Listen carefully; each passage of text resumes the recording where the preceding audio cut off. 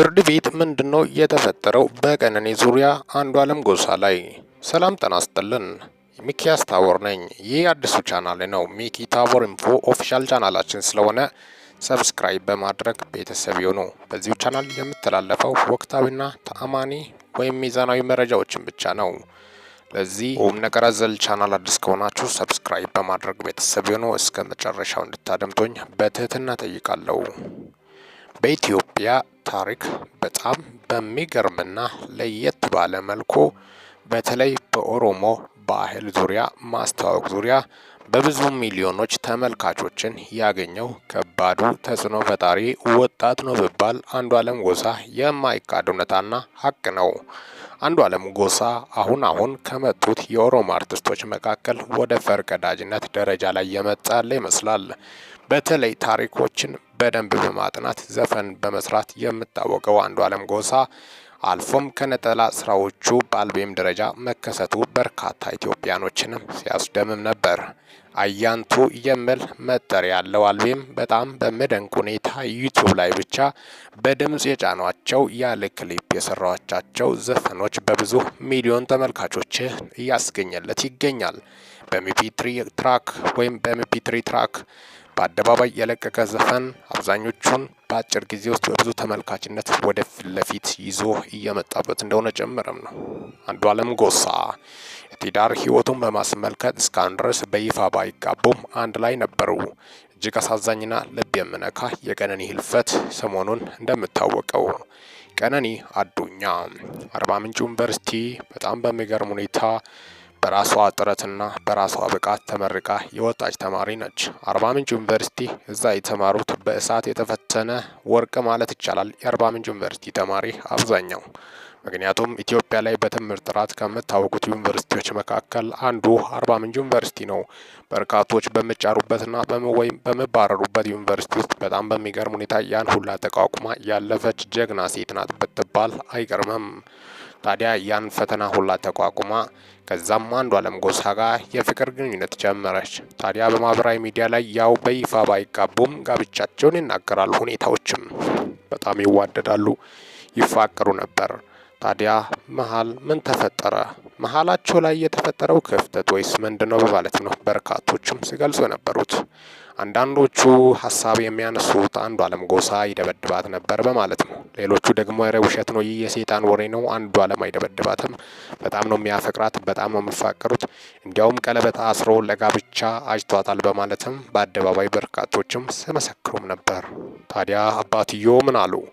በቀነኒ አዱኛ ቀብር ስነ ስርዓት ላይ የተገኙት የቀነኒ አባት አቶ አዱኛ በአደባባይ ልጄ ቀለበት ማሰሯን አልሰማው፣ ምክንያቱም ለቤተሰቦቿ ያላት አክብሮትና ትህትና ፍቅር ለየት ያለ ስለሆነ እኛን ምንም ሽምግልና ሳይላክ በፍጹም ቀለበት አታስረም፣ ቀለበት የተባለው ውሸት ሊሆን ይችላል፣ እኔ የማቀው ነገር የለም፣ የዚህ የልጄ ጉዳይ ፊቲ ማግኘት አለበት፣ እንዳጫሉ ታፍነው እንዳይቀር በማለት አደራ በማለትም ቀብር ስነ ስርዓት ላይ መናገራቸው የምታወስ ነው።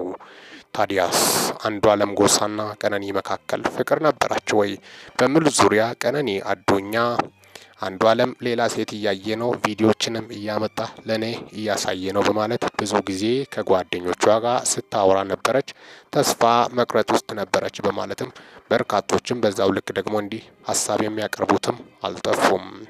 አንዳንዶቹ ከጓደኛዋ ጋር ቻት ያደረገችበትንም አምጥቶ በማጋለጥም ሲናገሩም ነበር።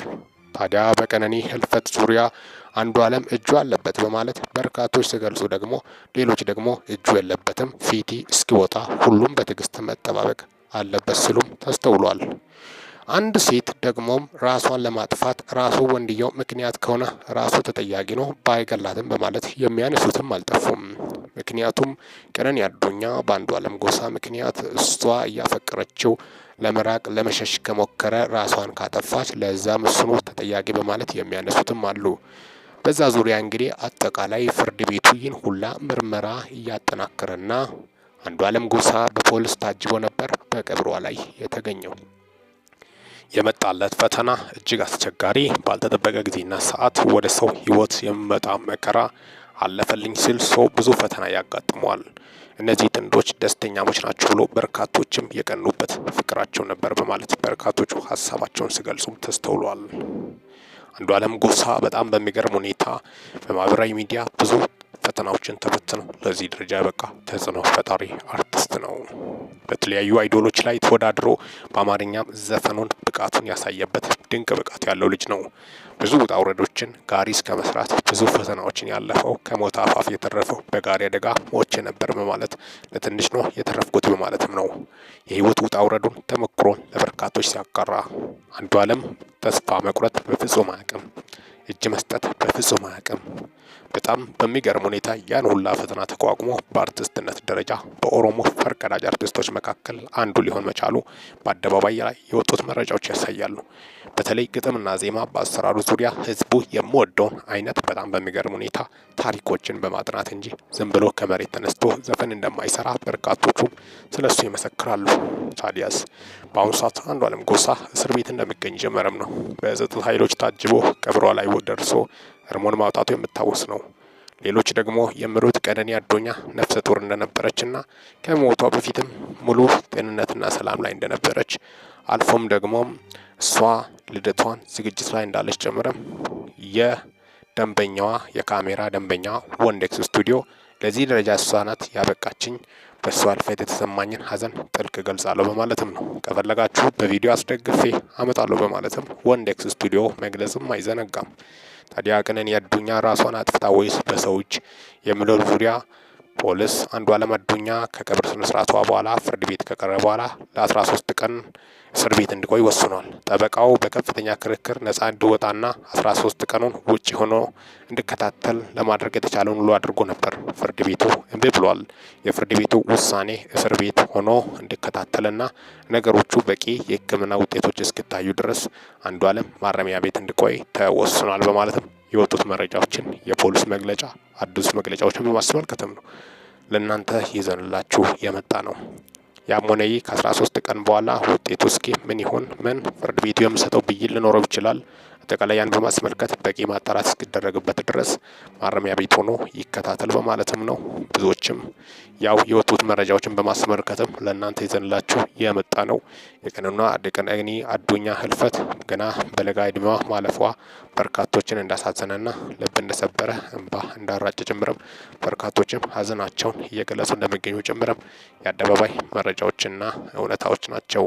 እጅግ አሳዛኝ የቀነኒ ህልፈትን በማስመልከት የወጡት መረጃዎችን እስካሁን ድረስ በህልፈቷ ዙሪያ የወጡት መረጃዎችን በማስመልከትም ፖሊስ ምን አይነት መግለጫ ሰጠ በሚለው ዙሪያና የአርቲስት አንዱዓለም ጎሳ ሁኔታን በማስመልከት አሁን ያለበትን ሁኔታን በማስመልከት ነው ለእናንተ ይዘንላችሁ የመጣ ነው። እስካሁን ድረስ አብሬያችሁ ቆየሁት። ሚኪያስ ነኝ። ይህ ሚኪ ታቦር ኢንፎ ነው።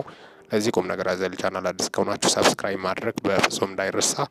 አጠቃላይ በወቅታዊና አዳዲስ መረጃ እስከምንገናኝ ድረስ በያላችሁበት ዓለም ክፍል ቸር ያቆያችሁ።